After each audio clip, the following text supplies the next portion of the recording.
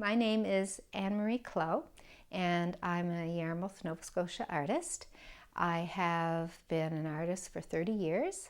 I'm very blessed that I've been able to do something that I love. I have great admiration for most people that do art. My great uncle, he's a famous painter in New Brunswick, Randolph Nicholson. When he was living, he used to give art lessons. I was one of the fortunate people that my mom was a painter. All through my life, I've been surrounded by art and artists, and I feel that life is filled with beautiful things around us, and I think we really need to look and be aware of our surroundings. And being an artist, you can actually do that. You can capture the beauty. Living in Nova Scotia makes it so good because you can paint just about everything you see. Every time of year is beautiful, and every time of year an artist can actually expand on the beauty that they see every day. I've been very fortunate to have my paintings featured in Sligo, Ireland, in the Church Street Gallery. In Government House in Halifax in the past, I've had my paintings in to the Lieutenant Governor, Myra Freeman, and she had my paintings displayed for a short time, and that was really nice because people from all over Nova Scotia as well as North America dropped by to see the display. We try and find local as much as possible. We want to find pieces that are one of a kind and something that, you know, I know my customers, and I'm trying to find something that I figure my customers would like to purchase. We liked Anne-Marie's energy when she first came to see us. She's got a nice spectrum too. She goes from you know, landscape scenes to the abstract, and we liked her range. She's very spiritual, and she was full of life, full of energy, and you know, she came in like a whirlwind, and we were you get kind of caught up in it. So she works well, you know, speaking as an artist. Yeah. So. Downtown Yarmouth at the Historical Firefighters Museum, they have many paintings that I've done. They commissioned me to do all the old fire stations all over Yarmouth, and I was so fortunate that I could go back in history and mark every single detail that's on those buildings. I could put in my paintings. And when you look at them, you really wonder the architect back then is so much different than the new modern one they have now. Also, in the historical documentation of artwork I've done is the painting the rock. Well, back in 2004, when we were getting ready for the Congress, the Acadian Congress, we were looking at fundraising and finding ways to help raise money for our association, and we decided at a meeting it might be nice where our theme was the La Roche de Saint Pierre down Como's Hill. We thought that maybe a painting depicting that time back in 1769, August of 1769, when Father Bailly came in the area. This would have happened right after the expulsion of the Acadians. It's recorded that he came in the Cape Sable area, which would include Como's Hill, and in August of 1769, he came and a mass was said at this rock. The rock is kind of special in a way because it has a cross in it. And it was believed that the mass was said for some Acadians who had come back, and also there would have been some Mi'kmaq people there as well. I first met Anne when she had a little studio outside down near the YMCA, and was always so impressed with her ability to talk to people, and she could interact with anyone. And I think that that's what first drew me to her. Is it's not that she's just a good artist, it's that she has a wonderful way with people.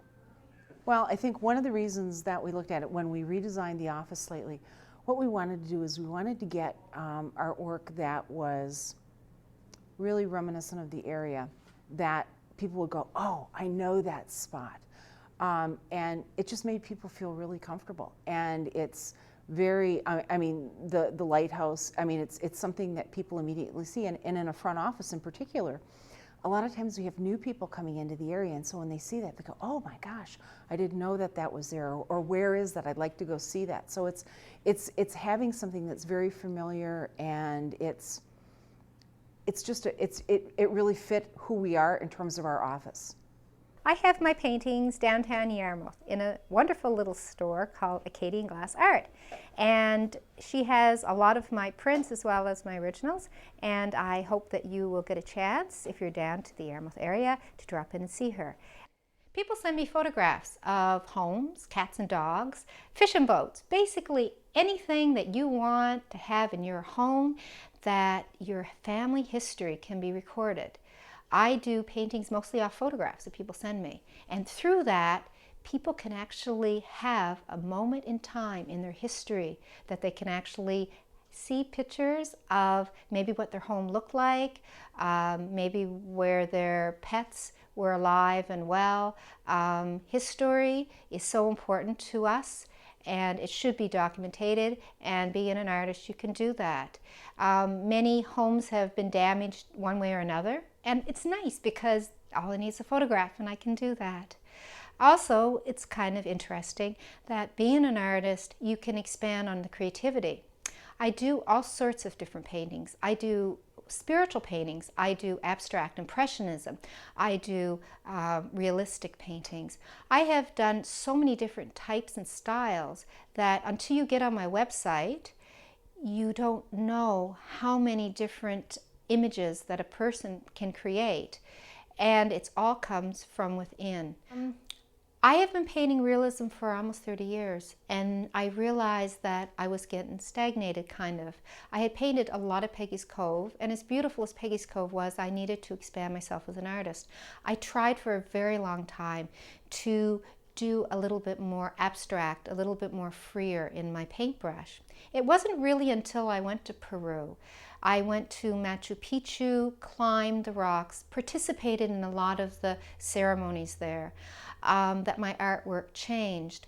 After going to Mexico, parts of Arizona, my colors were vibrant.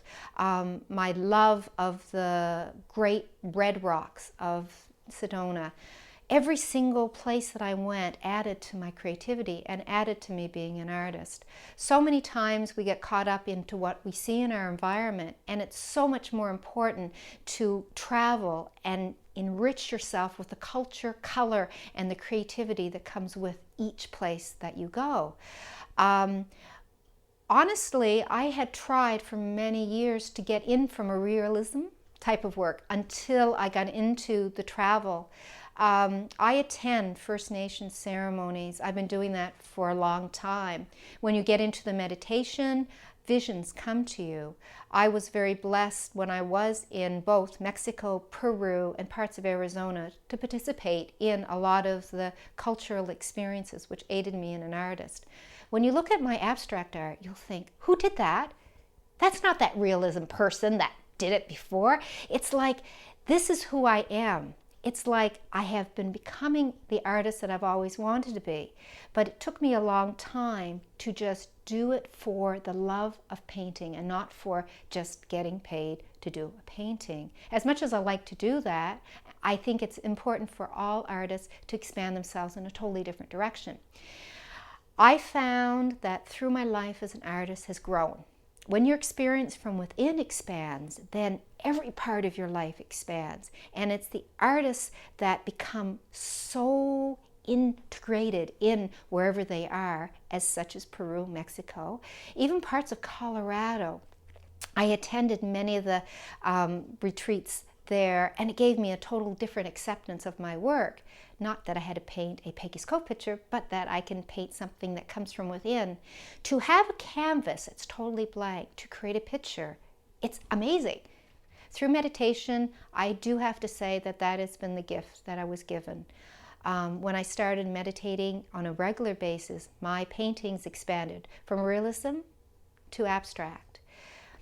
I think also it's very important for artists to give themselves a freedom of doing and painting whatever they want.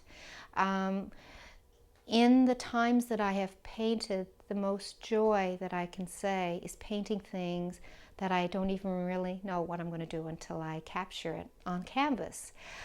Time goes so fast in life. It's really important that we as a society sort of go beyond our comfort zone.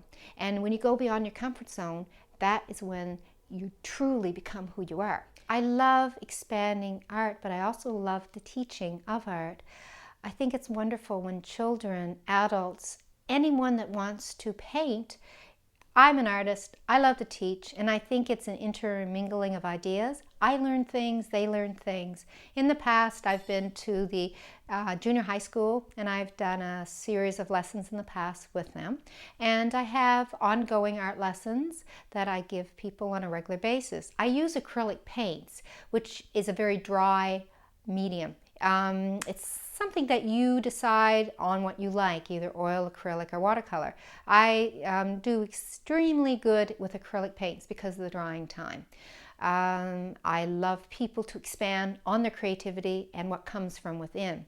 When I give my art lessons, I don't say you have to paint this way. I give the people the chance. I give the students the chance to expand the paintings that's inside them, and every single one of you can paint. I truly believe that. Every one of us has a creative vein that we have to tap into, and I think that it's very important as people to expand on any creativity that we have.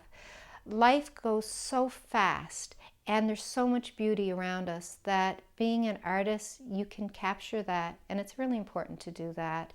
I think it's not as important to paint what someone else paints, but paint what you want to paint and the way you want to paint it. Thank you so much for joining me. Have a good day.